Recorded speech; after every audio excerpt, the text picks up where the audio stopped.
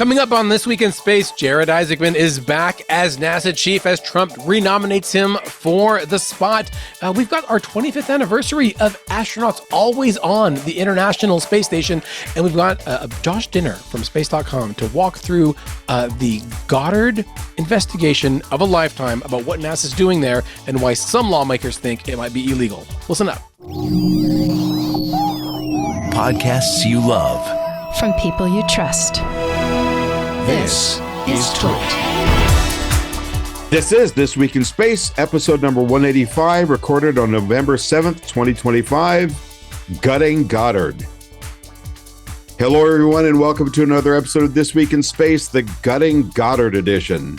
I'm Rod Pyle, editor-in-chief of Badaster Magazine. I'm here with my very own Little Rocket Man, Tarek Malik, editor-in-chief for Space.com. How are you, my friend? Who are you calling Little Rocket Man, my friend? At least I called you a rocket man. Got a rocket in your pocket and a hound in your brain or something. That's mega rocket. Mega rocket. That's what we say in the 21st century. Mega rocket. There we go. Bottle rocket. Okay, and we're joined once again by friend of the family and the show, Josh Dinner, writer at Space.com, who just completed a major investigative story on the slow but steady shuttering of NASA's Goddard Field Center. So we're going to talk about that after we get through the headlines. But first, before we start, please don't forget to do us a solid. Make sure to like, subscribe, and the other things you do for podcasts, and especially for ours, because we're here for you, and we live and die by your thumbs up or whatever the case may be. And now, a space joke from Anonymous. Are you ready? Anonymous. Come on, own it. Own it next time, guys. All right, yeah, go ahead, Rod. How do you have... Hey, Tarek. Yes, Rod. How do you have communion in space? How do you have communion in space? I don't know. You can't, because in space you have no mass. I love it. Which is actually not true. That's you don't not have true. Weight, No, you still have still mass. I know, have but the it mass. Doesn't work with because of space. You don't have any weight. So I guess you could say how long does it take to, because you have to wait anyway. I've heard that some people want us to transubstantiate when it's joke time of this show, but you can help. Send us your best, worst, or most different space joke at twit.tv, and we'll put it on the air and blame you for it. So let's go now to... Oh, wait. Headline news. Did I get it? I think you got it. I heard the offset here, but I know that, it comes out when it comes out later, it's going to be perfect. Okay. Yeah. Speaking of perfection. Yes. Our president, Mr. Trump, renominated after nominating and unnominating. He has now renominated Jared Isaacman for NASA chief. Guess who's back? Back What's again. Up? Jared's back. That's what right. A roller coaster. I know, right? Somebody explain this to me, please. It's like the will they, won't they. Hey, Josh, you want to take a crack at it since you're here? I mean, I sure can. Isaacman was he was nominated. He was pretty much on the precipice of being appointed, and at the last minute, back in like May or June, right? Was it May? It was many months ago, and they pulled the nomination, and we've just been in limbo since. They handed the acting administrator job over to the Department of Transportation Secretary Sean Duffy, who does not have a NASA background by any means, and now you're so polite. Yeah, to my knowledge, it's not on his resume until now. Yeah. And it looks like Jared's back on the table. He posted a 2,000-word Twitter post like this week, like basically going point by point through all of there was so much drama last week about like a leaked document, and this is what Jared will do if he's administrator. Oh, was this the Athena protocol or whatever they called it? Yeah, but the whole roller coaster, like Josh mentioned, started in over the summer because Jared was kind of the leading front runner to be NASA administrator. Obviously very highly recommended by Elon Musk, who was really super buddy with the Trump administration and Donald Trump at the start of the administration through DOGE. Then they had a big nasty kind of breakup at the end of his term at DOGE. And that's, very coincidentally when Trump apparently finally realized for the first time that Jared had donated to Democrats, which Jared Isaacman had put in all of his statements and made it really clear about. My God. And I know, right? And said that's we're just going to pull the plug at that point in time. Now it's back again, and he's nominated. I hear they're going to try to push it through.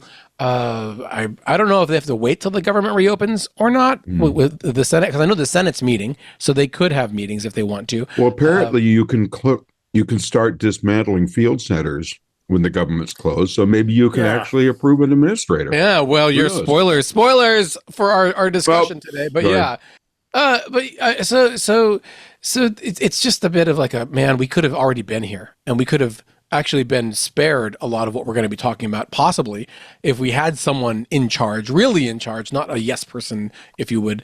Not that I'm saying Sean Duffy is that, but it's a much easier rubber stamp for whatever the administration wants when you have a handpicked person already in place that hasn't gone through that process. So, right. Well, watch this space. Yeah. We'll see if he gets all the way through again, but he has to go through the whole process again, more confirmation hearings, etc. He has been meeting with people. I saw a tweet. He was meeting with some folks in the government on a plane to talk about his stances and that kind of thing. I guess we're going to get through it all. All right. Well, let's try and get one more in before the break here. Yeah. China reached out to NASA to avoid a potential satellite collision. Yeah, this is a rare thing. This is new. Cool. First of its kind. This could be a new era of international cooperation with somebody we haven't cooperated with at all. Yeah. And this was something that came out of the IEC meeting earlier this year. Our writer, Andrew Jones, found it. And it was very cool because Alvin Drew, the director for NASA Space Sustainability, I think also an astronaut. Yeah, he was.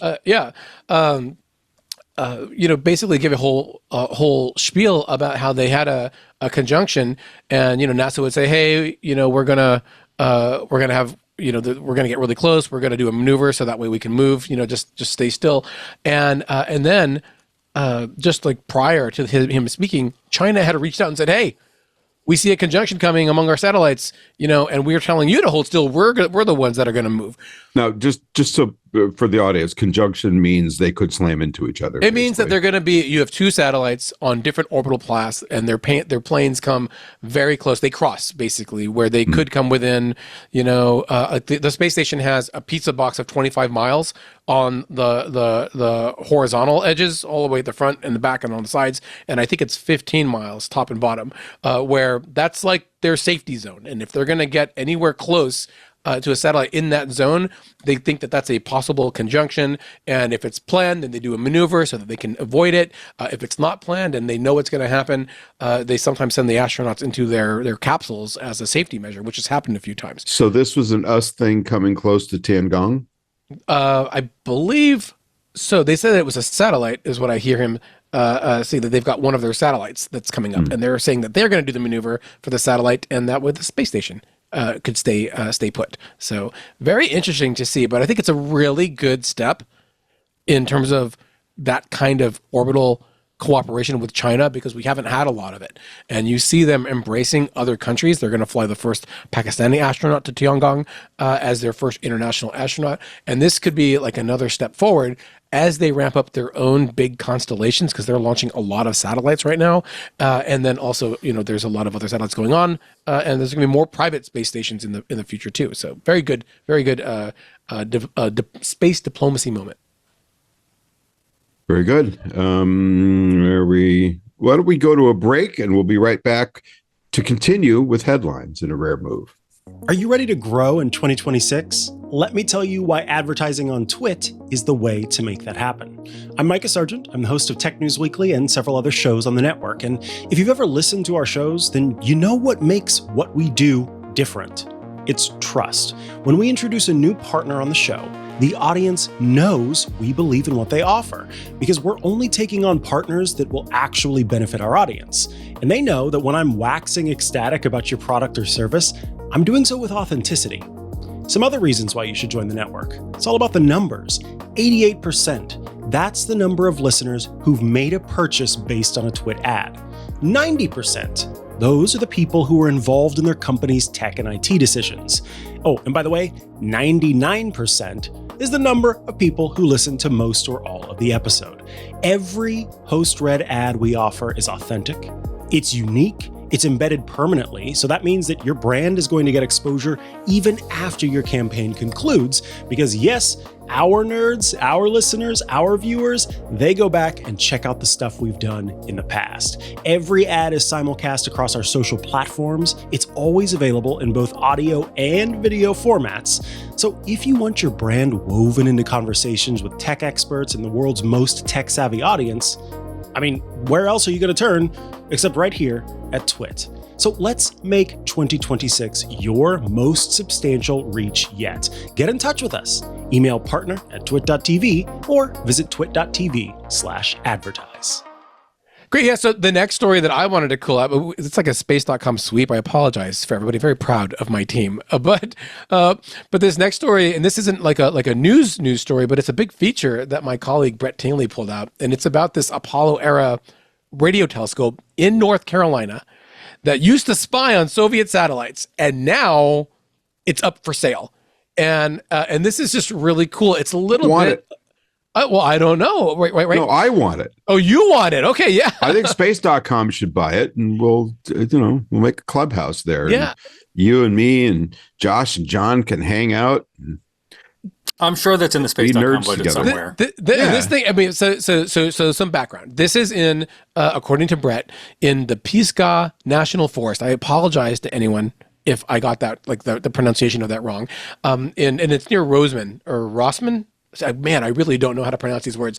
And it's home to two 26-meter radio telescopes. And they were built in 1962 under the NASA Space Tracking and Data Acquisition Program to be a satellite tracking station, and then of course, to spy on the Russians in the space race. And I think it cost $5 million at the time. And it did that for a while, but it was decommissioned by NASA. They don't use it anymore. And since the late 90s, 1998, it's been under private ownership by the Pisgah Astronomical Research Institute, or PARI. And they would use it for star parties, for, like educational stuff. But now they're putting it up for sale for commercial real estate for $30 million. You too, Rod, can own a piece of NASA history. Wait a minute. What did they pay for it? Because they probably got it surplused out, right? Yeah, well, I would hope that they didn't pay $30 million for it. That's probably the price of the scrap metal. Wow, that's not pricey. But it's really neat. It's like a mini Goldstone. Mini Goldstone, or what's the other one? And the one that's in Woomera. Appalachia in West Virginia. Green Bank. Green Bank. Yeah, it's like a mini Green Bank, and they have two of these big dishes, and it's just really kind of interesting that you can go out there. It hasn't been abandoned because PARI has been there, for the last 30 years or so, 20 years. But this is the kind of another bit of history that, depending on what goes with the commercial sale. Someone could buy it and be like, hey, we love the kitsch of having these dishes here. We're going to find a use for them, maybe do some private SETI work or whatever. Or they're going to be like, we're going to get rid of it, raise it to the ground, and build a bunch of condos or something. We've seen that in New Jersey at the Bell Labs, with the home of the Horn antenna, which is what they discovered the Big Bang cosmic radiation background from. And there was a whole big thing in Holmdel about how you want to make sure that you save that.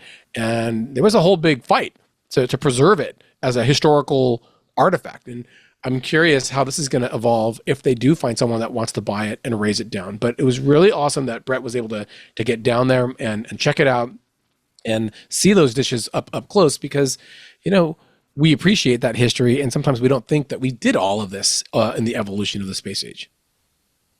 All right. Well, after that very abbreviated story, I have a news flash. I'm so sorry. I'm trying. At the mention of a clubhouse for the four of us, John Ashley types in "God no." So I guess he's not going to be a member of the club. So John, fi on you.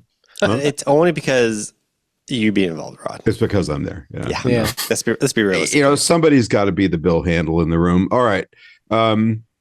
ISS 25 years. 25 years. Woo! So we've had a number of guests on the show, and I won't attempt to recap everything they said about the ISS, but 25 years of continuous occupation. There are people not much younger than my 30-year-old son, who have, since the time they've been born, there has always been a person in space, which is pretty cool. My daughter. That'll be the case a whole generation, at least until 2030, when we'll have Chinese people in space and maybe have Americans, maybe not. We don't know. I just came off, as I was talking before we came on the air, I just came off these 2 space conferences here in Florida. And when one talked about continuing gapless presence in space for the West, there was a lot of, And, the CLD, Commercial Low Earth Orbit Destinations Program, is, well, we don't know what's going on. And actually, I asked a fair number of people, I said, what about this new, rejiggering of the contract? We're reopening, or to reconsider it, or scratching our heads or something. Is that to advantage companies like Vast or what? Well, it's kind of open. I don't know. So there was a lot of head scratching here. We did do our diligence, dear listeners.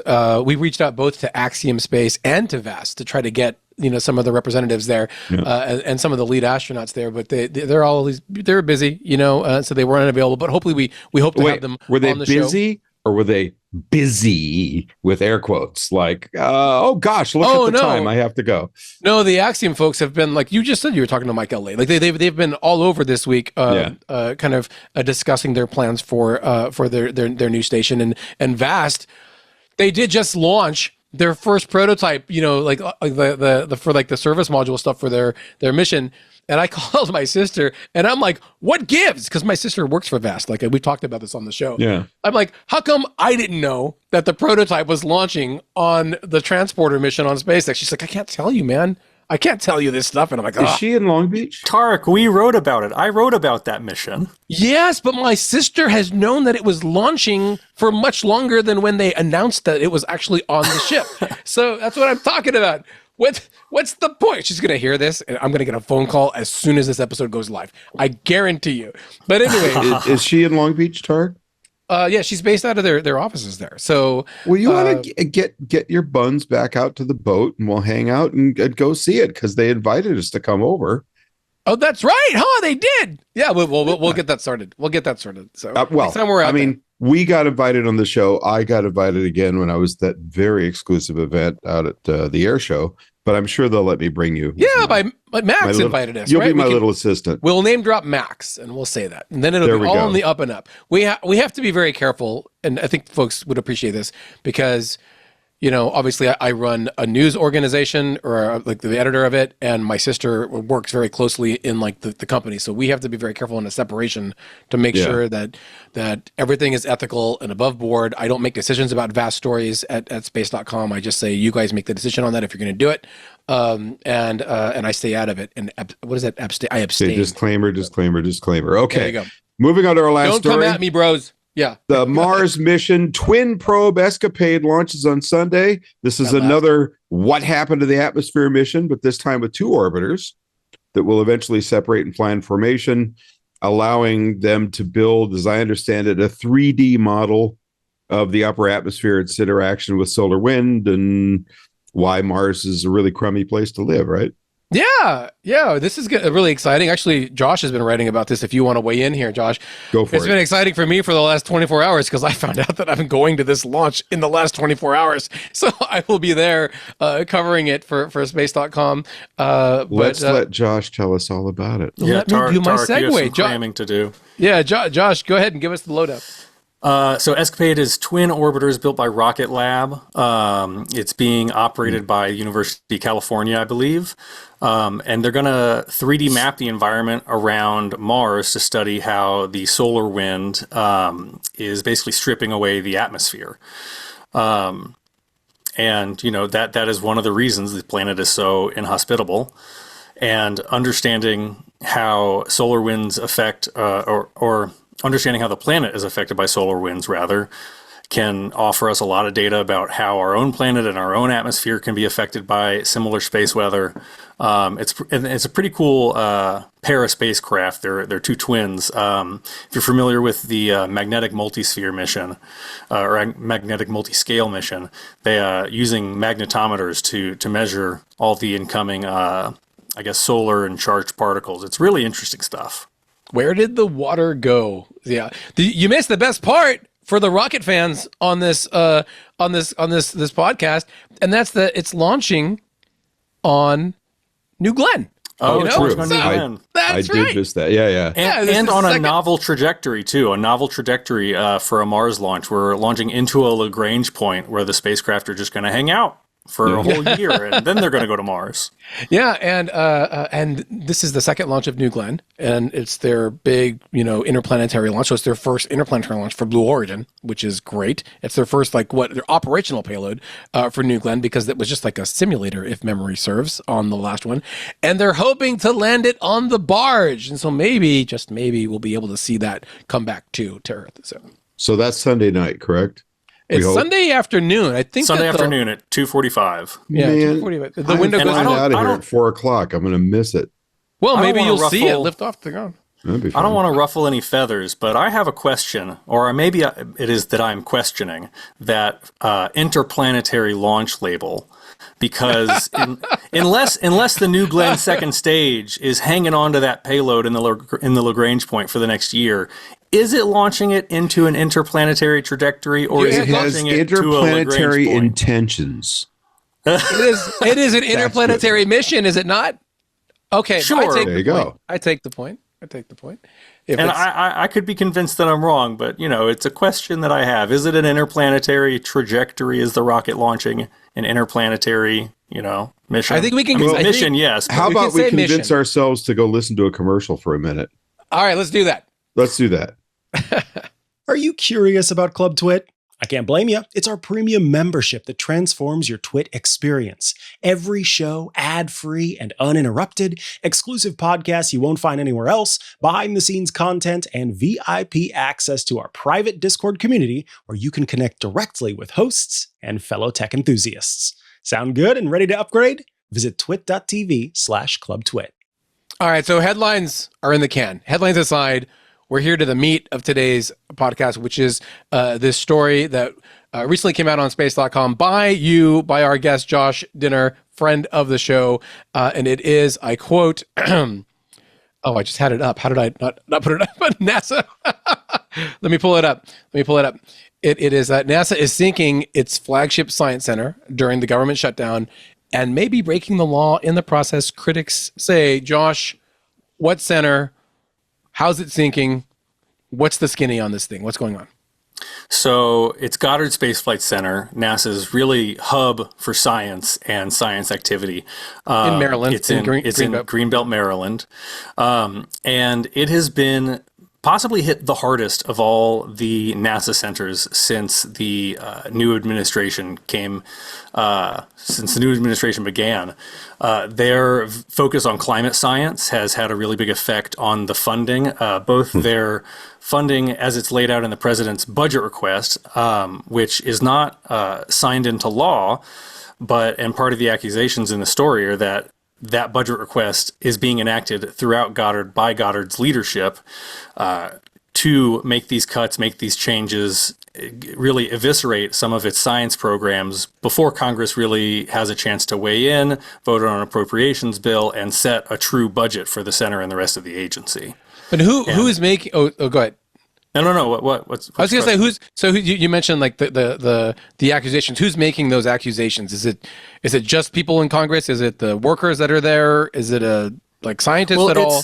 It's employees at Goddard. It's scientists. It's engineers. It's lawmakers. Senator Cantwell and her staff came out with a report on the Senator Maria Cantwell, right? Yes, from the Commerce Committee, came out with a report saying, titled "The Destruction of NASA's Mission," that outlines how center leadership are enacting these cuts, enacting this budget framework, and they say illegally, before Congress has a chance to weigh in. Well, I think this is a response to that report, which came from, I think, the associate administrator. The intentionally timed release of this inflammatory false report is nothing more than a distraction tactic from Senate Democrats. I'm adding a little inflammatory myself here. As Democrats push to shut our government down, they're attempting to divert attention. Oh, it was she told space.com in a statement. So oh, yeah, no, wasn't that's the from assistant minister. NASA Press Secretary Bethany Stevens. That was the press secretary, yeah. So now our favorite apolitical space agency is politically charged, and this has been, correct me if I'm wrong, one of the, I don't want to say charges level against NASA, but an accusation by the broader press of, from Janet Petro down, look, you guys are just kind of falling right into the administration's desires, which I understand why they're doing it. But as you say, there may be laws being broken, and this feels like a sneak attack on Goddard, possibly because the word climate science is affiliated with what they do. Do we think maybe? Well, not officially in most of the cases. One of the sources I interviewed, who works at the Goddard Institute for Space Studies, which is GISS, which they formerly had a building in New York on Columbia University's campus. Yeah. They don't have that building anymore. They're still sort of scraping by with the work they do have left available. They say they are a research physical scientist. That's their title. Really what they do is climate science. And they called climate the C word. Right. Which, when you're not allowed to say the type of science you work on in your workplace without fear of repercussion, I think that's a pretty serious matter. Yeah, that's weird. And Goddard as a whole is responsible for not only a lot of the climate science that we are currently doing in the science community, but it's responsible for the foundation of how we do our climate science. It is the shepherd of the climate data that set things like the world temperature records database and ocean temperatures and ocean levels and everything else. And it's, the analyzation of that data, just because of the losses that have already occurred, whether or not Congress passes an accommodating appropriations bill, those losses, employees are saying, are irreparable. Whether or not the budget is there, they're saying a lot of these missions, a lot of this, the capabilities of the center are, damaged beyond repair. Yeah. And I just want to make a point here. Normally when we go look at a space.com story, space.com, one of the few space news outlets that still isn't paywalled, incidentally, we expect a story that's between 900 and maybe 1,400 words. And I think yours is just short of 900,000 words. Have I got that right? It's a big. I don't know if it's 900,000. It is very, very lengthy, which I do feel a little sympathy for in terms of the reader.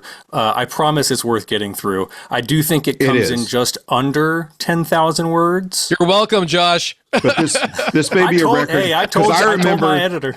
I remember trying to twist Tarek's arm for some story at one point that I think I blathered on way longer than I needed to, for probably 2,400 words. And he's like, Rod, you're killing me. You're killing me. What's going on? So I do feel for you. But this story is a must read.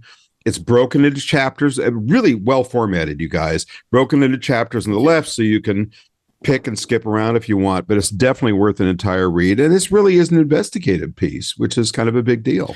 Yeah, so, that's actually a really good point. Josh, how long did it take? How long did it take to put this together? Because you've got a lot of people. It seems a lot of workers at NASA speaking on background, speaking anonymously. You have NASA's official position and a response to all of the points. By the way, NASA has vigorously denied like a lot of the claims that the Senate and that the workers are making about their actions being illegal. They say that it's all part of the process to prepare for the eventual passage of a budget. And they really pushed back against those claims from the workers. We should do our diligence. But Josh, like, walk me through, or walk our listeners through kind of how long it really took to get into this and why you felt it was important to really push into that story there.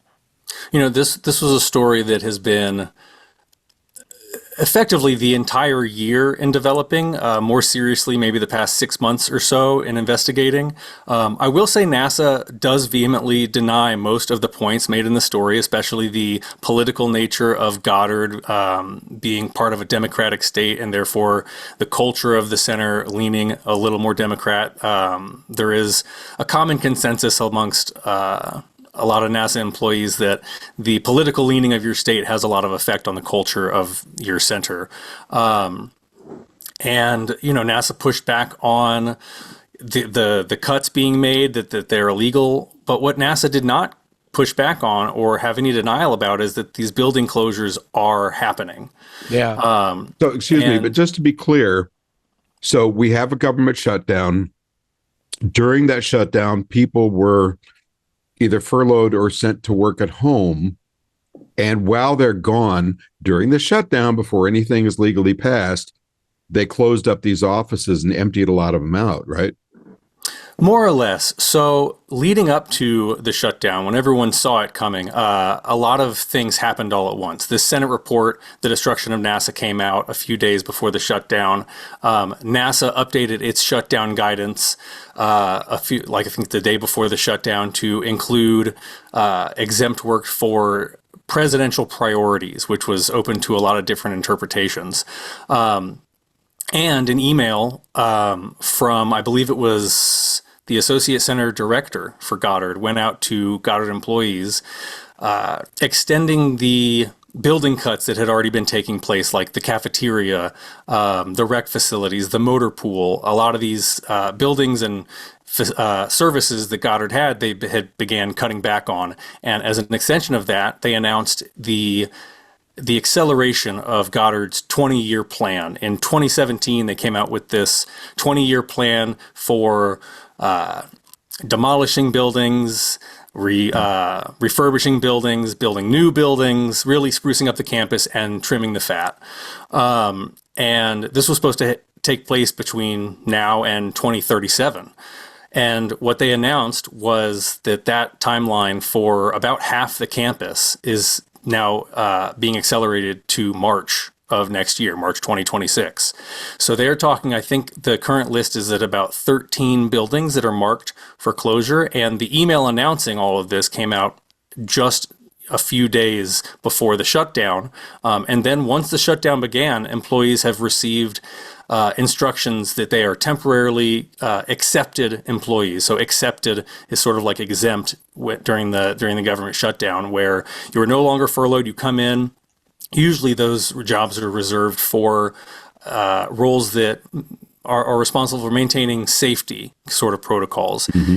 These individuals were being brought in to clear their offices, sometimes without offices to move their things to, sometimes with the instruction to just pack things up, and that movers would come in at some point once space was available to move things like giant lab equipment or personal belongings. And in a lot of cases, different labs with different type of unique capabilities, which are either currently in use or plan to be in use for future missions, are just being abandoned or left in place. And the administration at Goddard is effectively just emptying half the campus. And it's happening during a time when it's very difficult for employees who are not directly involved with the closing of those buildings to even realize it's happening unless they're talking to other coworkers who are affected, because no one's at the center. Everyone is furloughed. Right. So it's happening very rapidly. It's happening what feels like to employees and other lawmakers and other people who have observed the activities, that it's happening sort of behind closed doors. It feels like they don't want people to know about it. Well, and as you point out in the article, I don't remember if it was a quote or not, but some of the folks were actually having to get to the lab in their last moments and load up equipment in their cars to move elsewhere to save the work from being destroyed and the efforts of being shut down, right? When they closed GIS, granted, GIS closed, the announcement for GIS closing happened at the end of April, and they were given a month to move out of the building, which so happens to be the building above the diner in the show Seinfeld, which I think is a very fun fact. And in that closure, they did have to rush a lot of equipment out of the building. I did hear one story where the principal investigator for the PACE mission, which I believe measures the health of our oceans, had to rent a car, pack that car with a lot of equipment for managing the data downlinks, analyzing the data, and just managing that mission, and ship and drive it himself overnight to a different NASA center. All right, let's drive ourselves to a quick break, and we'll be right back with my next burning question. So Goddard has run a number of missions over the years. Besides just pure research, they also are responsible for all or most of operations of certain missions. Amongst them, in the short list I have are the Hubble Space Telescope, the Nancy Roman Space Telescope upcoming, and the upcoming, we hope, maybe fingers crossed, Da Vinci to Venus probe. There are others. Are these programs going to be impacted by what's going on with Goddard now? Well, so what I'm being told is that these programs are already being impacted. Programs that are on the docket have been approved, missions that are supposed to be moving forward, some missions that are canceled out on the president's budget request through the deferred resignation program and just the encouragement of the government for employees to jump ship over the past year. Whether or not Congress passes an appropriations bill that gives these missions the funding they need, people on those teams are saying they've already lost a lot of the expertise they will need to keep going in the long run. Missions that are zeroed out on the president's budget request have been instructed. For instance, there is the LISA mission, which is sort of an extension of LIGO. We're going to measure gravity waves in space. I think it's set to launch in about 10 years.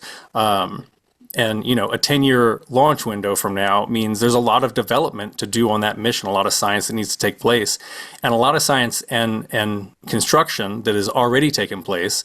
LISA is zeroed out in the president's budget. Some of the contract workers on that mission who work at NASA for contractors were told early on when the budget came out, your job can't be guaranteed past past September, because as soon as the government runs out of funding, your job is zeroed out in the budget. We don't know if you're going to be here or not. Can you remind people what LISA was again? LISA is, I can't remember what it stands for, unfortunately. Large but it infrared is, something array, right? Yeah, it's going to study interferometer. Yes, it's going to study gravitational waves or measure gravitational waves. Yeah.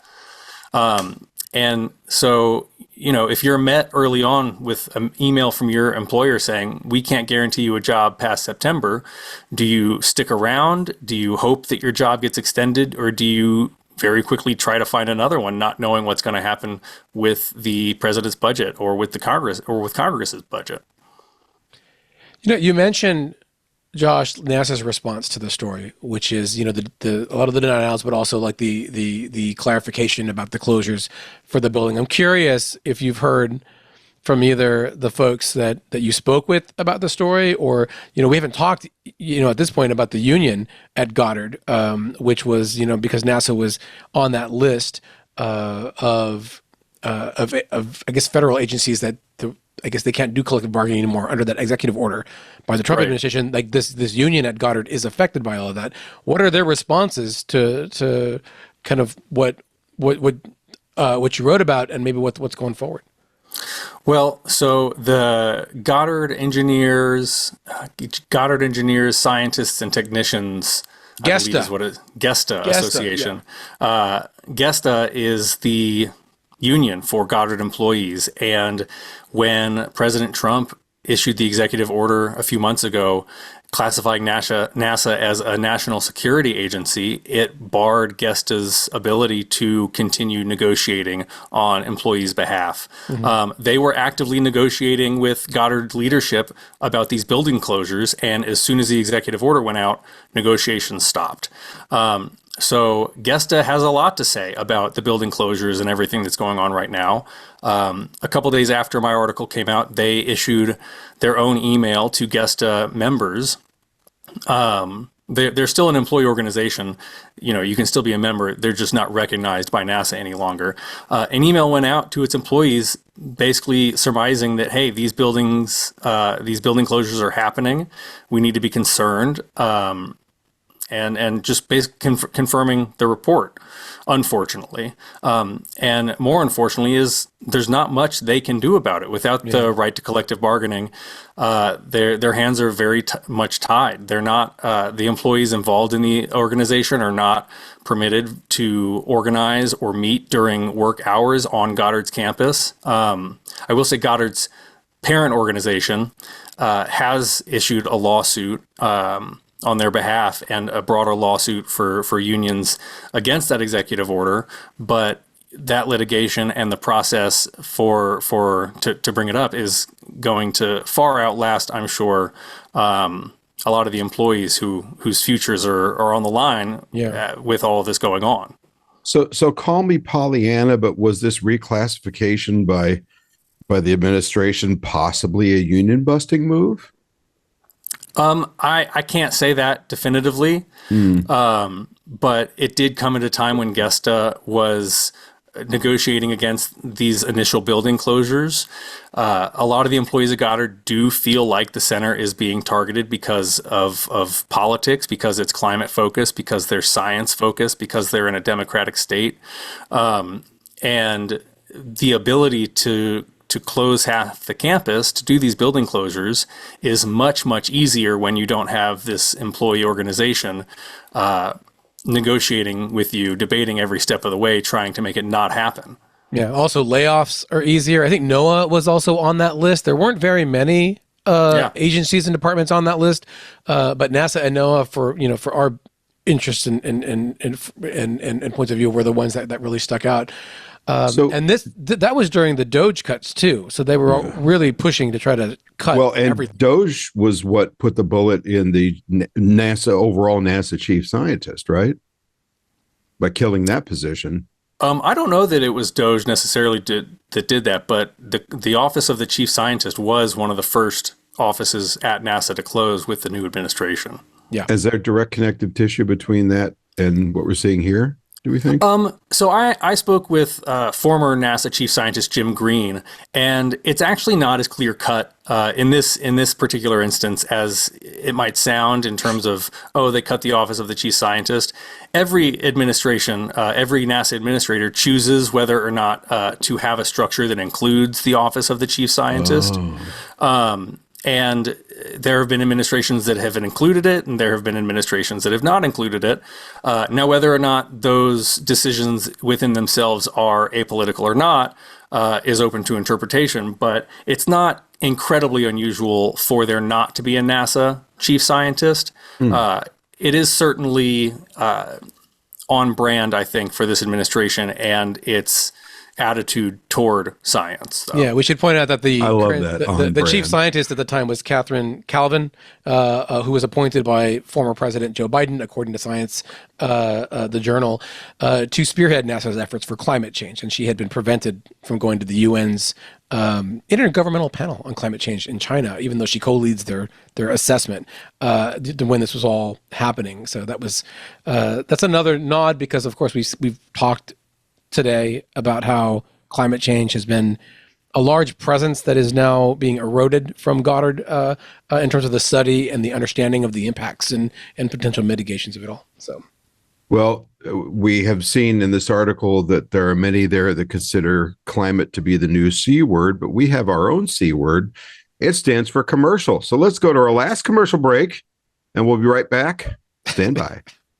Well, I think that this is a good time to start asking what people can do, like what the workers can do at this point. You kind of laid that out, that they don't have a lot of options now. But you were present at a lot of protests, many of them by Goddard employees themselves, to try to kind of make their voices known. But I'm curious what they're telling you that they need people to do to either raise awareness about what's going on, or what the union has been trying to do for the future. I mean, obviously, for the public, we elected the folks in charge, and it's within everyone's rights to let those people know what they think. But what are you hearing that folks are able to do at this point in time? Well, I mean, that actually covers a lot of it. Goddard employees and their supporters 3 different times this summer took to the streets outside NASA headquarters, outside the Air and Space Smithsonian, to protest these budget cuts, trying to raise awareness both for the public and for lawmakers. And their request is, get in touch with your lawmakers. And people have largely done that. Organizations are backing this effort. Nonprofits like the Planetary Society, they have been lobbying Congress. And Congress, for the most part, has, there are some disparities on either side of the aisle, but they have voiced support for NASA. They've restored the budget. Right. We haven't talked about that. Yeah. Yeah, Congress is on board. They have restored the budget in every version of the appropriations bill that is coming forward. The issue is that employees are concerned that the Office of Management and Budget, OMB, is going to impound the funds anyway. There are some different legal avenues and legalese hurdles that allow, in some instances, OMB and the administration, the president administration, to impound funds and to further allocate them how they wish. Not to the extent So excuse me, that's after Congress decides, yes, it's okay to backfill the budget to where we think it should be. Yeah. Then, as we understand it, the administration, OMB, can say, nah.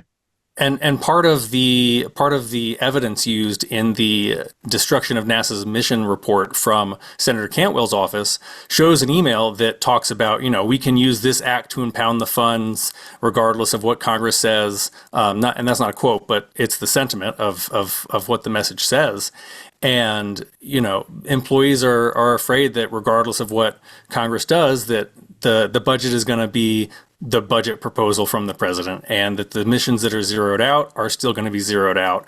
And even if it's not, even if Congress passes a budget, even if OMB stays out of it and NASA is restored or at least continued to its funding from the last fiscal year, employees at Goddard are saying a lot of these missions, a lot of these programs and projects have already lost too many people to be able to function properly, regardless of if they're funded or not.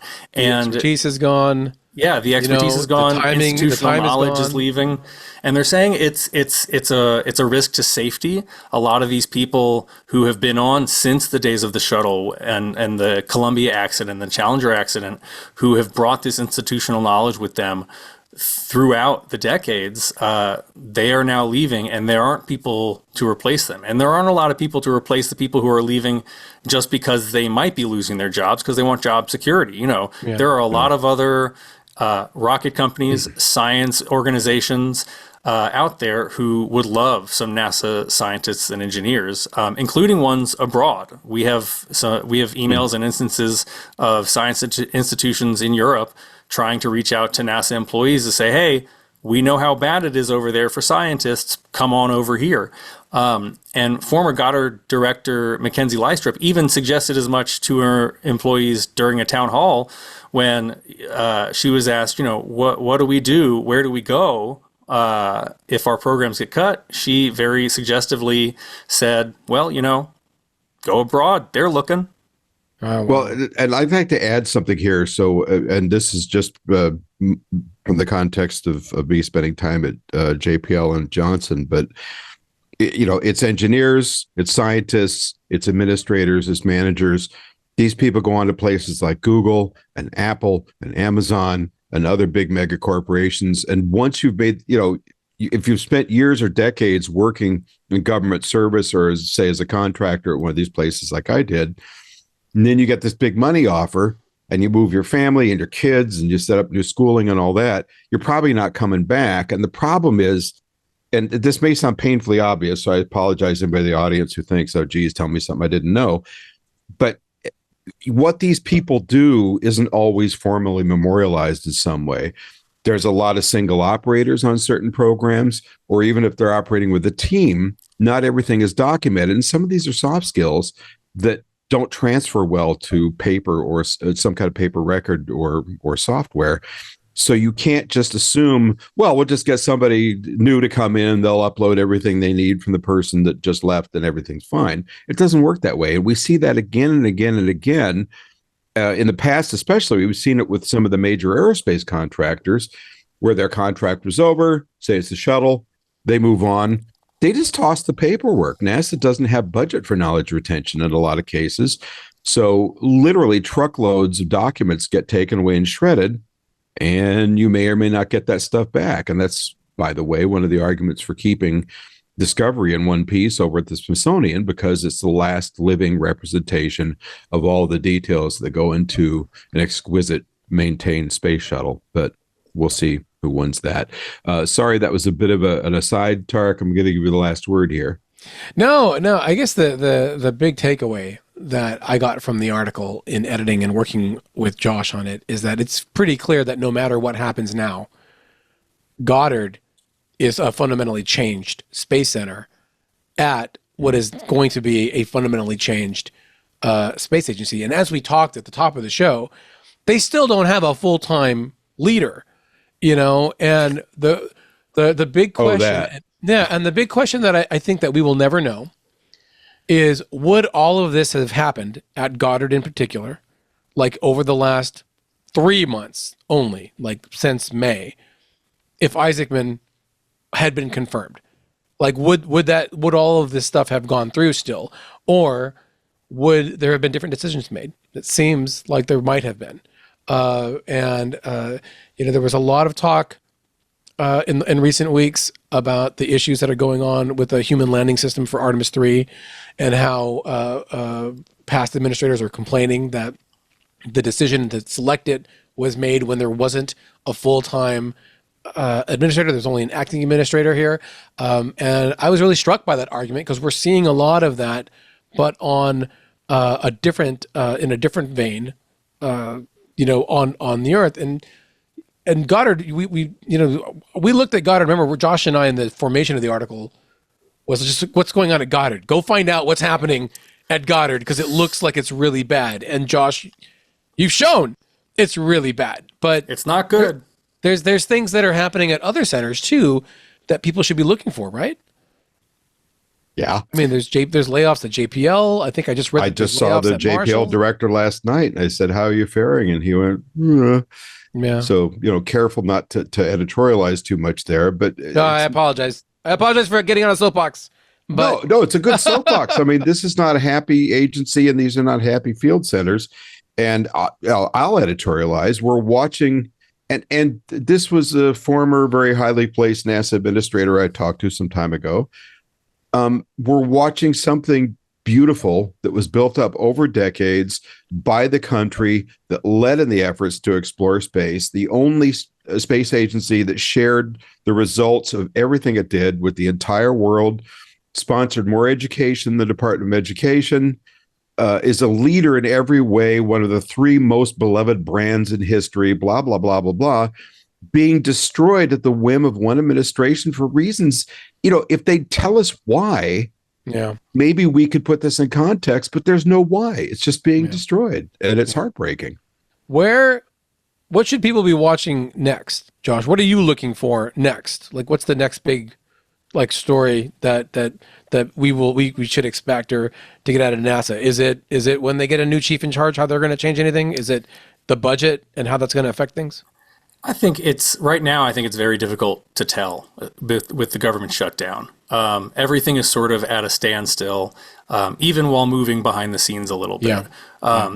It will be very interesting to see if a culture shift across the agency, across different centers, what will change if Jared Isaacman is appointed as NASA administrator. I have a feeling he's going to come in strong. I think he's going to have a lot of things he wants to take care of. There are a lot of things at NASA that need attention. And right now, it's sort of been not running around like a chicken with its head cut off, but it's at least a very confused chicken right now. And I think some leadership would be very useful and helpful, especially to people who are working at places like Goddard, where they feel that the administration directly is not only ignoring them but abandoning them.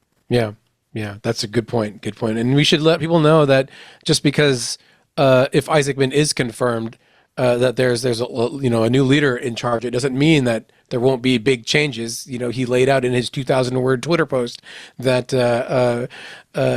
he is looking to consolidate things, which could mean budget changes and workforce changes. But at least someone will be in charge and full time, and not splitting their time between different agencies and whatnot. So I guess we'll have to see. First step is the government needs to reopen, and we'll have to see what happens after that. Yes. TikTok. All right. Well, I want to thank everybody for joining us today for episode number 185 that we sadly and depressingly called Gutting Goddard. Josh, I want to thank you and compliment you on your restraint as I went off the rails once or twice. Where can we keep up with your journalistic exploits, sir? I am across the social media channels at Josh Dinner, which is my name. And that's it. That's where I'm at. All right. Tarek, same question for you. Well, you can find me at space.com, as always, on the social media channels at Tarek J. Malik. The J is silent in my byline, if anyone was ever wondering. And this weekend, you will find me at the Kennedy Space Center and Cape Canaveral for the launch of Escapade. And Rod, hopefully, will be in the same room. I better find you in a restaurant in Orlando Saturday night. That's what I say. Well, we'll see how that all turns out. Y'all should meet at Ellie and Cito in Titusville. Best burrito you'll ever have. I can't eat burritos. Here I wanted it's to not meet compliant with my diet. So it's not all they have. You and your diet, you boring little man. All right. And of course, you can find me at pilebooks.com or at astromagazine.com or nationalspacesociety.org if you care to. Always remember, you could drop us a line at twit@twit.tv. We welcome your comments, suggestions, ideas, criticisms, and especially insults aimed at Tarek. Hey. And we answer each and every, I answer each and every email. He gets around to maybe 1 out of 5. No comment. New episodes of the podcast published every Friday on your favorite podcatcher, and that means all of them. And video streams on YouTube, LinkedIn, Twitch, and so on and so forth. I don't remember all of them. So be sure to tell your friends and give us reviews. As a matter of fact, here's my assignment for you, dear listeners. Review us everywhere.